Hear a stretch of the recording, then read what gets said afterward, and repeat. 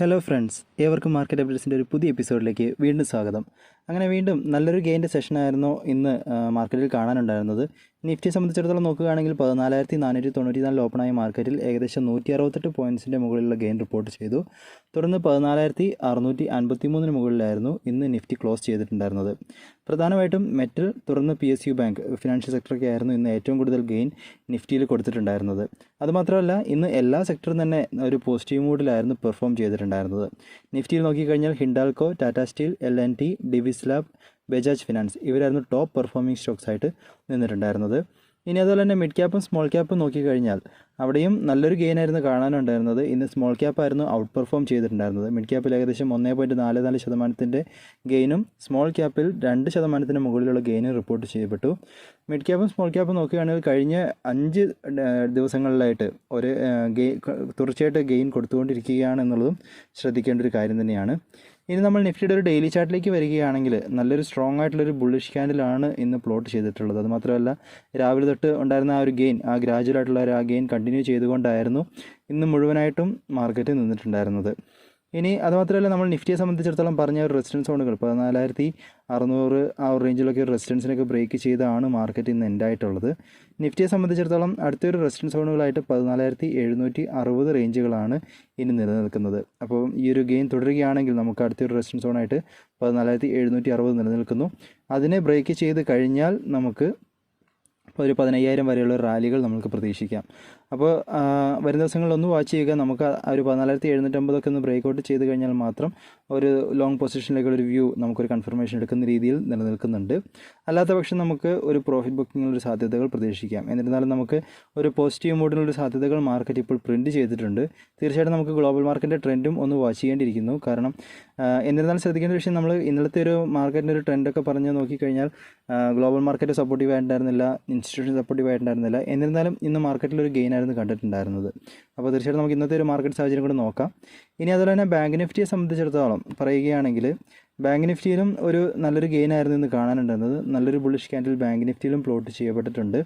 അതുമാത്രമല്ല, 32,500 ഒരു resistance സോണിനെയും break ചെയ്ത് ഇന്ന് ബാങ്ക് നിഫ്റ്റി എൻഡായിരിക്കുന്നു. ബാങ്ക് നിഫ്റ്റിയെ സംബന്ധിച്ചിടത്തോളം നമുക്ക് ഈ റാലി തുടരുകയാണെങ്കിൽ 33,000 സോണുകളായിരിക്കും അടുത്തൊരു റെസിസ്റ്റൻസ് സോണായിട്ട് നിലനിൽക്കുന്നത്. അതുപോലെ തന്നെ 32,250 റേഞ്ചുകൾ സപ്പോർട്ട് സോൺസ് ആയിട്ട് ഈ ഒരു സമയത്ത് ബാങ്ക് നിഫ്റ്റിക്ക് ആക്ട് ചെയ്യുന്നു.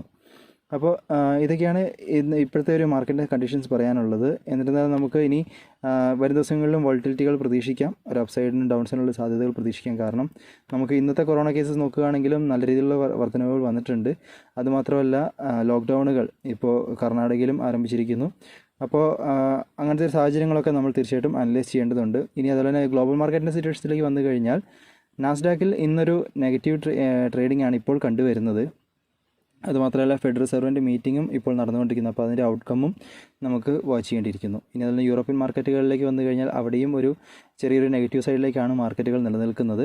ഏഷ്യൻ മാർക്കറ്റിലൊരു മിക്സഡ് ട്രെൻഡ് ആണ് കാണിച്ചുകൊണ്ടിരിക്കുന്നത്. ഇനി അടുത്തായിട്ട് രൂപയുടെ മൂല്യത്തിൽ ഡോളറിന് അഗെയിൻസ്റ്റ് ആയിട്ട് ഒരു മോഡസ്റ്റ് ആയിട്ടുള്ളൊരു ഗെയിൻ വീണ്ടും കണ്ടു. 74.6 ട്രേഡ് എൻഡ് ആയിട്ടുള്ളത്. ഇൻസ്റ്റിറ്റ്യൂഷൻ ആക്ടിവിറ്റിയിൽ നോക്കിക്കഴിഞ്ഞാൽ ഫോറിൻ ഇൻസ്റ്റിറ്റ്യൂഷൻ ഇന്നും ഒരു വിത്ഡ്രോവലാണ്. 1,454 കോടിയുടെ നെറ്റ് വിത്ഡ്രോവൽ ക്യാഷ് മാർക്കറ്റിൽ വന്നിട്ടുണ്ട്. ഡൊമസ്റ്റിക് ഇൻസ്റ്റിറ്റ്യൂഷൻ്റെ ഭാഗത്തു നിന്ന് 1,463 കോടിയുടെ നെറ്റ് ഇൻവെസ്റ്റ്മെൻറ്റും ക്യാഷ് മാർക്കറ്റിൽ വന്നിട്ടുണ്ട്. അപ്പോൾ ഫോറിൻ ഇൻസ്റ്റിറ്റ്യൂഷൻ്റെ ഭാഗത്ത് നോക്കിക്കഴിഞ്ഞാൽ വിത്ഡ്രോവൽ തുറന്നുകൊണ്ടേയിരിക്കുന്നു. ഗ്ലോബൽ മാർക്കറ്റും ഇന്ന് അത്ര സപ്പോർട്ടീവായിട്ട് കാണിക്കുന്നില്ല. തീർച്ചയായിട്ടും രാവിലെ SGX നിഫ്റ്റി ഒന്ന് ട്രാക്ക് ചെയ്യുക. നമുക്കത് തുറന്നൊരു ഓപ്പണിംഗ് പ്രതീക്ഷിക്കാം. എന്നിരുന്നാലും ശ്രദ്ധിക്കേണ്ട വിഷയം, നമുക്ക് മാർക്കറ്റിൽ വോളറ്റിലിറ്റി കണ്ടിന്യൂ ചെയ്യാനുള്ള സാധ്യതകളാണ് വരുന്ന ദിവസങ്ങളിലും നിലനിൽക്കുന്നത്. അപ്പോൾ ആ ഒരു കോഷ്യസ്നെസ്, ആ ഒരു ശ്രദ്ധ എപ്പോഴും നിങ്ങൾ ട്രേഡ് ചെയ്യുമ്പോഴാണെങ്കിലും ഇൻവെസ്റ്റ് ചെയ്യുമ്പോഴാണെങ്കിലും തീർച്ചയായിട്ടും ശ്രദ്ധിക്കുക. ഇനി അടുത്തായിട്ട് നമുക്ക് ഇന്നത്തെ ഒരു ചാർട്ടുകളിലേക്ക് വന്നു കഴിഞ്ഞാൽ JSW സ്റ്റീലിൽ തീർച്ചയായിട്ടും വീണ്ടും ഒരു ബുള്ളിഷ് ക്യാൻഡിൽ പ്ലോട്ട് ചെയ്തിട്ടുണ്ട്. അപ്പോൾ ആ ഒരു oxygen supply, medical oxygen supply ഒക്കെ അവർക്ക് വീണ്ടും ഗുണം ചെയ്യുന്നതായിട്ടാണ് കാണുന്നത് സ്റ്റോക്ക് പ്രൈസിൽ. എന്നിരുന്നാലും ഓവർബോട്ട് റീജിയനിലാണ് സ്റ്റോക്ക് ട്രേഡ് ആയിക്കൊണ്ടിരിക്കുന്നത് എന്നുള്ളത് ശ്രദ്ധിക്കുക. അപ്പോൾ നമുക്കൊരു അപ്സൈഡിന് മുമ്പ് ഒരു നല്ലൊരു കറക്ഷൻ അനിവാര്യമായിരിക്കും. ഇനി അടുത്തായിട്ട് പോളിക്യാബിൻ്റെ ഒരു ചാർട്ടിലേക്ക് വന്നു കഴിഞ്ഞാൽ അവിടെ വീണ്ടും ഒരു നല്ലൊരു ബുള്ളിഷ് ക്യാൻഡിൽ പ്ലോട്ട് ചെയ്തിട്ടുണ്ടായിരുന്നു. അപ്പോൾ നിങ്ങൾ ആ ഒരു സ്റ്റോക്കിനെ ട്രാക്ക് ചെയ്യുന്നുണ്ടെങ്കിൽ തീർച്ചയായിട്ടും ഒന്ന് കൺസിഡർ ചെയ്യുന്നത് നല്ലതായിരിക്കും. അപ്പോൾ ഇന്ന് വീണ്ടും ഒരു ബുള്ളിഷ് ബ്രേക്കൗട്ടുകളാണ് കണ്ടിട്ടുള്ളത്. നമുക്ക് ഇനിയൊരു 15,554 മുകളിലേക്ക് ഒരു ഓപ്പണിംഗ് കിട്ടുകയാണെങ്കിൽ അടുത്തൊരു പോസിബിലിറ്റി നമുക്ക് പോളിക്യാബിൽ പ്രതീക്ഷിക്കാം. ഓവർബോട്ട് റീജിയനിലേക്ക് സ്റ്റോക്ക് എത്തിയിട്ടുമുണ്ട് എന്നുള്ളതൊന്ന് ശ്രദ്ധിക്കുക. ഇനി അതുപോലെ തന്നെ വോൾട്ടാസിൻ്റെ ചാർട്ട് ഒന്ന് വാച്ച് ചെയ്യുന്ന നല്ലതായിരിക്കും. കാരണം കഴിഞ്ഞ കുറച്ച് ദിവസങ്ങളിൽ ഒരു കൺസോളിഡേഷനൊക്കെ ശേഷം വീണ്ടും ഒരു ബുള്ളിഷ് ക്യാൻഡിൽ പ്ലോട്ട് ചെയ്തിട്ടുണ്ട്. ഒരു അപ്സൈഡിലുള്ള സാധ്യതകൾ നമുക്ക് പ്രതീക്ഷിക്കാം. ഒരു 981 മുകളിലൊക്കെ നമുക്കൊരു ബ്രേക്കൗട്ടുകൾ കിട്ടിക്കഴിഞ്ഞാൽ നമുക്ക് ഈ ഒരു സ്റ്റോക്കിനെ ഒന്ന് ട്രാക്ക് ചെയ്യാമെന്ന് തോന്നുന്നു. കാരണം പല ഇൻസ്റ്റിറ്റ്യൂഷൻസൊക്കെ ഈ ഒരു മ്യൂച്വൽ ഫണ്ട്സും ഒക്കെ എൻട്രികൾ കൊടുത്തതായിട്ട് ഈ ഒരു കമ്പനിയിൽ സ്റ്റേക്ക് ഇൻക്രീസ് ചെയ്തിട്ടുള്ള വാർത്തകൾ ഇതിന് വന്നിട്ടുണ്ടായിരുന്നു. അതുമാത്രമല്ല ഇപ്പോൾ ഒരു ബുള്ളിഷ് ബ്രേക്കൗട്ടുകൾ വന്നിരിക്കുന്നത് നമുക്ക് തീർച്ചയായിട്ടും ഈ ഒരു കൺഫർമേഷൻ കിട്ടിക്കഴിഞ്ഞാൽ ഒരു എൻട്രിക്കുള്ള ഒരു പോസിബിലിറ്റി നിലനിൽക്കുന്നത്. തീർച്ചയായിട്ടും ഈ ഒരു സ്റ്റോക്കിനെയും ഒന്ന് ട്രാക്ക് ചെയ്യുന്ന കാര്യം ശ്രദ്ധിക്കുക. ഇനി പ്രധാനപ്പെട്ട അപ്ഡേറ്റുകളിലേക്ക് പോവുകയാണെങ്കിൽ ഇന്ന് Q4 റിസൾട്ടുകൾ വന്ന പ്രധാനപ്പെട്ട കമ്പനികൾ നോക്കിക്കഴിഞ്ഞാൽ ബജാജ് ഫിനാൻസിൻ്റെ Q4 റിസൾട്ട്സ് നോക്കുമ്പോൾ നെറ്റ് പ്രോഫിറ്റിൽ 42% വർധനവാണ് കഴിഞ്ഞ വർഷത്തെ ഈ Q4 അപേക്ഷിച്ച് കഴിഞ്ഞ വർഷത്തെ മാർച്ച് ക്വാർട്ടറിനെ അപേക്ഷിച്ച് ഉണ്ടായിരിക്കുന്നത്. ഈ വർഷം ഏകദേശം 1347 കോടിയാണ് നെറ്റ് പ്രോഫിറ്റായിട്ട് റിപ്പോർട്ട് ചെയ്തത്. കഴിഞ്ഞ വർഷം മാർച്ച് ക്വാർട്ടറിൽ 948 കോടിയുടെ നെറ്റ് പ്രോഫിറ്റ് ആയിരുന്നു ഉണ്ടായിരുന്നത്. നെറ്റ് ഇൻട്രസ്റ്റ് ഇൻകം നോക്കിക്കഴിഞ്ഞാൽ 0.5% ഡിക്ലൈൻ ആണ് ഉണ്ടായിരിക്കുന്നത്. 4696 കോടിയാണ് 4659 കോടിയാണ് നെറ്റ് ഇൻട്രസ്റ്റ് ഇൻകമായിട്ട് റിപ്പോർട്ട് ചെയ്തിരിക്കുന്നത്. കഴിഞ്ഞ വർഷം അവർക്ക് 4684 കോടിയായിരുന്നു ഉണ്ടായിരുന്നത്. പ്രൊവിഷൻസിൽ എന്നിരുന്നാലും ഒരു ഡിക്ലൈൻ വന്നിട്ടുണ്ട്. 1231 കോടിയായിട്ട് പ്രൊവിഷൻസിൽ കുറഞ്ഞിരിക്കുന്നു. ഇനി അതുപോലെ തന്നെ ഗ്രോസ് NPA നോക്കിക്കഴിഞ്ഞാൽ അതിലും അതുപോലെ തന്നെ നെറ്റ് NPAയിലും ഒരു ഡിക്ലൈൻ വന്നിരിക്കുന്നു എന്നുള്ളതും ശ്രദ്ധിക്കേണ്ട ഒരു കാര്യമാണ്. ഗ്രോസ് NPA 2.86% നിന്നും 1.79% ചുരുങ്ങിയിരിക്കുന്നു. നെറ്റ് NPAയും 1.2% നിന്നും 0.7% ആയിട്ട് ചുരുങ്ങിയിട്ടുണ്ട്. അപ്പോൾ ഇതും ഇവർക്കൊരു പോസിറ്റീവ് ന്യൂസ് ആയിട്ടാണ് കാണപ്പെടുന്നത്. ഇനി അതുപോലെ തന്നെ കമ്പനിയുടെ ഭാഗത്ത് അവർ ബോർഡ് മീറ്റിങ്ങിൽ ഏകദേശം 10 രൂപ പെർ ഷെയറിൽ അവർ ഒരു ഡിവിഡൻഡ് റെക്കമെൻഡ് ചെയ്തിട്ടുമുണ്ട്. ഇനി ഇതുപോലെ തന്നെ ഇവരുടെ ബജാജ് ഫിനാൻസിൻ്റെ ഒരു ഇയർലി വൈസ് ഡാറ്റ നോക്കിക്കഴിഞ്ഞാൽ അവർക്ക് ഈ ഒരു ഫിനാൻഷ്യൽ ഇയറിലെ പ്രോഫിറ്റ് നോക്കിക്കഴിഞ്ഞാൽ ഈ ഒരു വർഷം മുഴുവനായിട്ട് നോക്കിക്കഴിഞ്ഞാൽ നെറ്റ് പ്രോഫിറ്റിൽ 16% ഡിക്ലൈൻ ആണ് ഉണ്ടായിരിക്കുന്നത്. 4420 കോടിയാണ് ഈ ഒരു വർഷത്തെ മുഴുവനായിട്ടും കഴിഞ്ഞ വർഷത്തെ അപേക്ഷിച്ച് നെറ്റ് പ്രോഫിറ്റിൽ റിപ്പോർട്ട് ചെയ്തിരിക്കുന്നത്. അതുപോലെ തന്നെ നെറ്റ് ഇൻട്രസ്റ്റ് ഇൻകം നോക്കിക്കഴിഞ്ഞാൽ അതിൽ 2.1% വർധനവും ഉണ്ടായിരിക്കുന്നു. അപ്പോൾ ഇതൊക്കെ ഇനി അടുത്തതായിട്ട് നമുക്ക് ബ്രിട്ടാനിയയുടെ Q4 റിസൾട്ട്സിലേക്ക് വരുമ്പോൾ പ്രോഫിറ്റിൽ ഏകദേശം 3.3% ഡിക്ലൈൻ ഉണ്ടായിട്ടുണ്ട്. 360 കോടിയാണ് നെറ്റ് പ്രോഫിറ്റായിട്ട് റിപ്പോർട്ട് ചെയ്തിരിക്കുന്നത്. കഴിഞ്ഞ മാർച്ച് ക്വാർട്ടറിൽ അവർക്ക് 372.3 കോടിയുടെ നെറ്റ് പ്രോഫിറ്റ് ഉണ്ടായിരുന്നു. അതുപോലെ തന്നെ റവന്യൂ ഫ്രം ഓപ്പറേഷൻസ് നോക്കുകയാണെങ്കിൽ അതിൽ 9.2% വർധനവ് ഉണ്ടായിരിക്കുന്നു. 3130 കോടി ഓപ്പറേഷൻസ് എന്നുള്ള റവന്യൂ ആയിട്ട് റിപ്പോർട്ട് ചെയ്തിട്ടുണ്ട്. ഇനി അതുപോലെ തന്നെ ഈ ഒരു വർഷം മുഴുവനായിട്ട് നോക്കിക്കഴിഞ്ഞാൽ റവന്യൂവിൽ 13.2% വർധനവ് റിപ്പോർട്ട് ചെയ്തിരിക്കുന്നു. 13136 കോടിയാണ് ഈ ഒരു വർഷം മുഴുവനായിട്ടും റവന്യൂ ആയിട്ട് റിപ്പോർട്ട് ചെയ്തിരിക്കുന്നത്. അതുപോലെ തന്നെ പ്രോഫിറ്റ് നോക്കിക്കഴിഞ്ഞാലും അതിലും 32.8% വർധനവ് ഈ ഒരു വർഷം കഴിഞ്ഞ വർഷത്തെ അപേക്ഷിച്ച് ഉണ്ടായിരിക്കുന്നുവെന്നും കമ്പനി അനൗൺസ്മെൻറ്റുകളിൽ കാണിച്ചിട്ടുണ്ട്. ഇനി ഈ കമ്പനിയെ സംബന്ധിച്ചിടത്തോളം ശ്രദ്ധിക്കേണ്ട ഒരു വിഷയം കമ്പനിയുടെ മാനേജ്മെൻറ്റ് കമൻട്രിയിൽ പറഞ്ഞിരിക്കുന്നത് ഇപ്പം കോമോഡിറ്റി പ്രൈസസ്, അതായത് ഇവരുടെ ഉൽപ്പാദനങ്ങൾക്ക് ഉപയോഗിക്കുന്ന വസ്തുക്കളൊക്കെ നോക്കുമ്പോൾ പാം ഓയിൽ, അതേപോലെ തന്നെ പാക്കിംഗ് മെറ്റീരിയൽ, അതുപോലെ തന്നെ ഡയറി പ്രൊഡക്റ്റിൻ്റെയൊക്കെ വിലയിലുള്ള വർധനവുകൾ അവർക്കൊരു ത്രെറ്റായിട്ട് തന്നെയാണ് നിലനിൽക്കുന്നത്. എന്നിരുന്നാലും അവരുടെ പ്ലാൻ ചെയ്തുകൊണ്ടുള്ള ഒരു സ്ട്രാറ്റജിക് പ്ലാനിംഗ് ഒക്കെ നിലനിൽക്കുന്നതുകൊണ്ട് അവർക്കിത് ഓവർകം ചെയ്യാൻ സാധിക്കുന്നുണ്ട്. എന്നിരുന്നാലും ഇനി ഇത് തുടരുകയാണെങ്കിൽ അവരുടെ പ്രൊഡക്റ്റുകളുടെ പ്രൈസിലൊരു വില വർധനവൊക്കെ കൊണ്ടുവരാൻ സാധ്യതയുണ്ട് എന്ന രീതിയിലാണ് മാനേജ്മെൻറ്റിൻ്റെ കമൻട്രികളിൽ കാണിച്ചിരിക്കുന്നത്. അടുത്തായിട്ട് ആക്സിസ് ബാങ്കിലേക്ക് വന്നു കഴിഞ്ഞാൽ 2677 കോടിയാണ് നെറ്റ് പ്രോഫിറ്റായിട്ട് റിപ്പോർട്ട് ചെയ്തിരിക്കുന്നത്. കഴിഞ്ഞ മാർച്ച് ക്വാർട്ടറിൽ അവർക്ക് 1387 കോടിക്ക് മുകളിലുള്ള ഒരു നെറ്റ് ലോസ് ആയിരുന്നു ഉണ്ടായിരുന്നത്. പ്രധാനമായിട്ടും പ്രൊവിഷൻസിൽ വന്ന ഒരു കുറവാണ്, നല്ലൊരു ഡിപ്പ് വന്നതാണ് ഈ ഒരു നെറ്റ് പ്രോഫിറ്റിൻ്റെ കാരണങ്ങളായിട്ട് അവർ റിപ്പോർട്ട് ചെയ്തിരിക്കുന്നത്. അതുപോലെ തന്നെ നെറ്റ് ഇൻട്രസ്റ്റ് ഇൻകം നോക്കിക്കഴിഞ്ഞാൽ 11% വർധനവ് റിപ്പോർട്ട് ചെയ്തിരിക്കുന്നു. 7555 കോടിയാണ് നെറ്റ് ഇൻട്രസ്റ്റ് ഇൻകമായിട്ട് ഈ ഒരു ക്വാർട്ടറിൽ കാണിച്ചിരിക്കുന്നത്. കഴിഞ്ഞ മാർച്ച് ക്വാർട്ടറിൽ അവർക്ക് 6807.7 കോടിയായിരുന്നു നെറ്റ് ഇൻട്രസ്റ്റ് ഇൻകമായിട്ട് നിലനിന്നത്.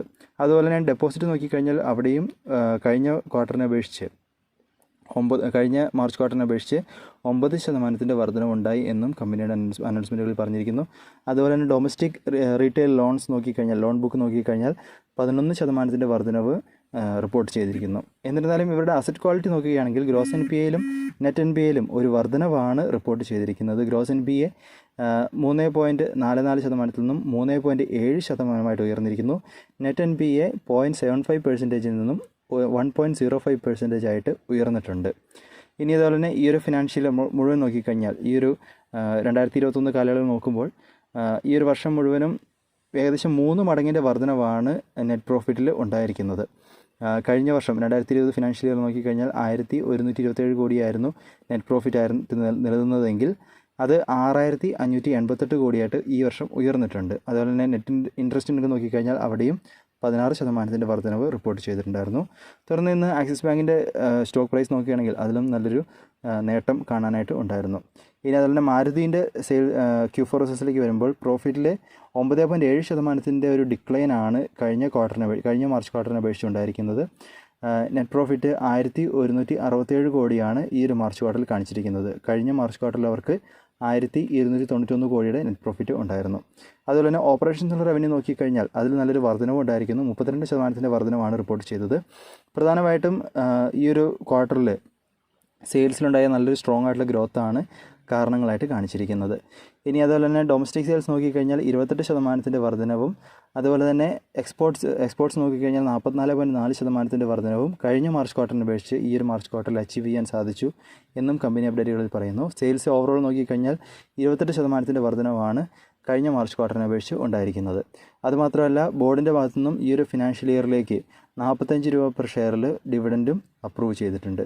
അതുപോലെ തന്നെ ഹിന്ദുസ്ഥാൻ സിങ്ങിൻ്റെ Q4 നോക്കിക്കഴിഞ്ഞാൽ നെറ്റ് പ്രോഫിറ്റിൽ ഏകദേശം 85% വർധനവാണ് ഉണ്ടായിരിക്കുന്നത്.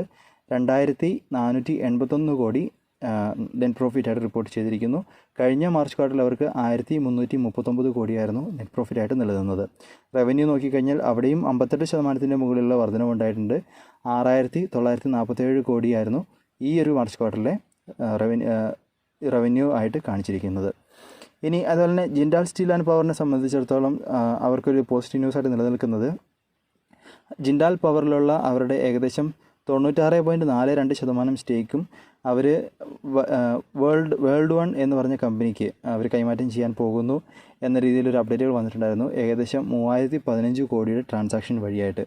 അപ്പോൾ ഇത് ജിൻഡാൽ സ്റ്റീൽ ആൻഡ് പവറിന് ഒരു പോസിറ്റീവ് ന്യൂസായിട്ടാണ് നിലനിൽക്കുന്നത്. അപ്പോൾ ഇതൊക്കെയാണെന്ന് പറയാനുള്ള പ്രധാനപ്പെട്ട അപ്ഡേറ്റുകളായിട്ടുള്ളത്. തീർച്ചയായിട്ടും ഈ ഒരു ഡാറ്റകളൊക്കെ നിങ്ങളൊന്ന് നിങ്ങളുടെ അനാലിസിസിനായിട്ട് ഉപയോഗിക്കുക. അതുപോലെ തന്നെ ഈ പറഞ്ഞ കമ്പനികളും നിങ്ങളുടെ ഭാഗത്തു നിന്നുള്ള അനാലിസിസ് നടത്തിയതിന് ശേഷം മാത്രം എൻട്രികൾ കൊടുക്കുന്ന കാര്യം ശ്രദ്ധിക്കുക. അതുപോലെ തന്നെ നിങ്ങൾക്കുള്ള അഭിപ്രായങ്ങളും നിർദ്ദേശങ്ങളൊക്കെ കംപ്ലീറ്റ് ഷെയർ ചെയ്യുക. പുതിയ അപ്ഡേറ്റ്സ് ഒക്കെ ആയിട്ട് നമുക്ക് വീണ്ടും കാണാം. അതുവരെ this is Tony signing off.